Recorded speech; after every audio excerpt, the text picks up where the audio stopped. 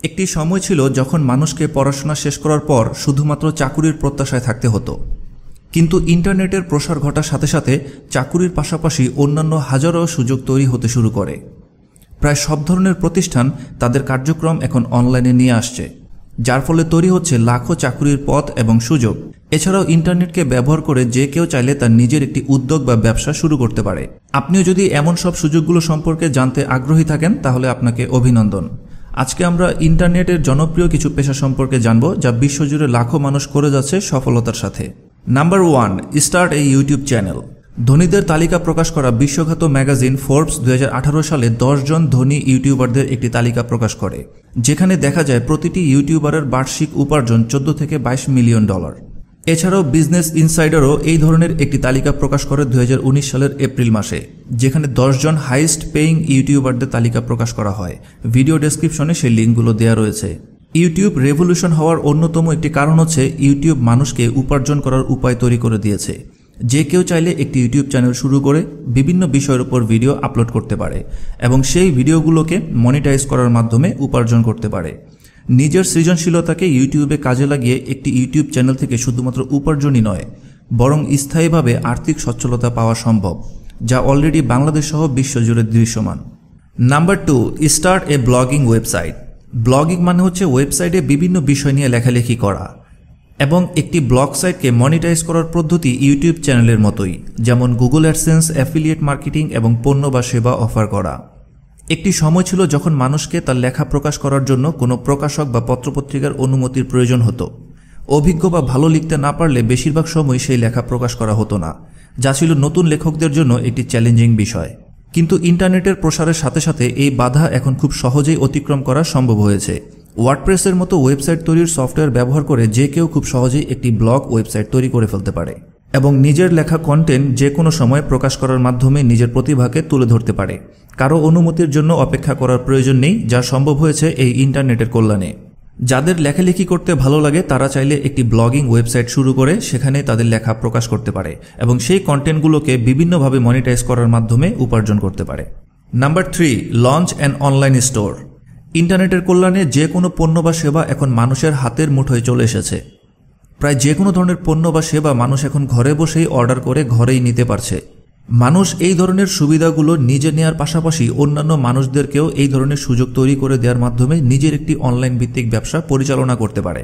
অনলাইনে এমন লাখো প্রতিষ্ঠান রয়েছে যারা বিভিন্ন ধরনের পণ্য বা সেবা দেওয়ার মাধ্যমে সফলভাবে নিজেদের ব্যবসা পরিচালনা করছে। এই ধরনের ব্যবসাগুলোকে মূলত বলা হয় ই কমার্স ব্যবসা।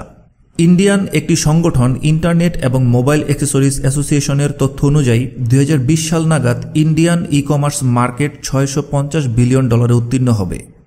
বাংলাদেশেও বর্তমানে ই কমার্সের রেভলিউশন চলছে, যদিও কোনো সংস্থা থেকে এখনও পর্যন্ত বাংলাদেশের ই কমার্স মার্কেট গ্রোথের কোনো তথ্য প্রকাশ করেনি। তবে পার্শ্ববর্তী দেশ ইন্ডিয়ার পাশাপাশি বিশ্বের অন্যান্য দেশের ই কমার্স রিপোর্ট অনুযায়ী বাংলাদেশেও যে ই কমার্সের রেভলিউশন হবে তা নিঃসন্দেহেই বলা যাচ্ছে।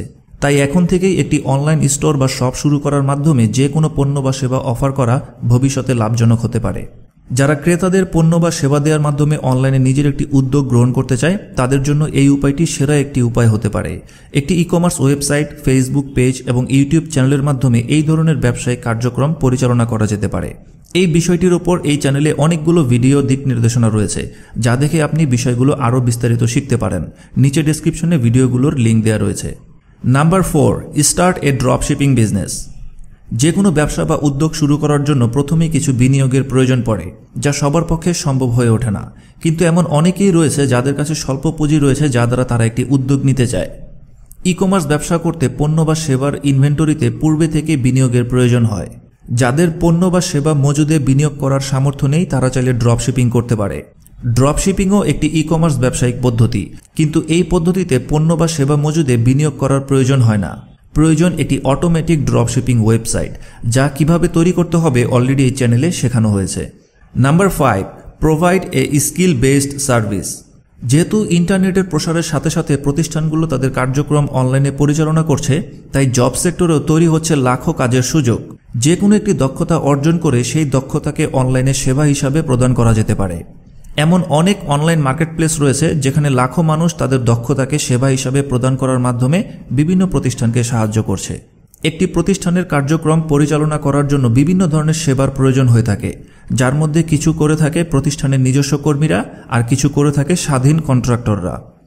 স্বাধীন কন্ট্রাক্টররা মূলত ফিক্স জব করে না, তারা নির্দিষ্ট একটি সেবা একাধিক প্রতিষ্ঠানকে দিয়ে থাকে।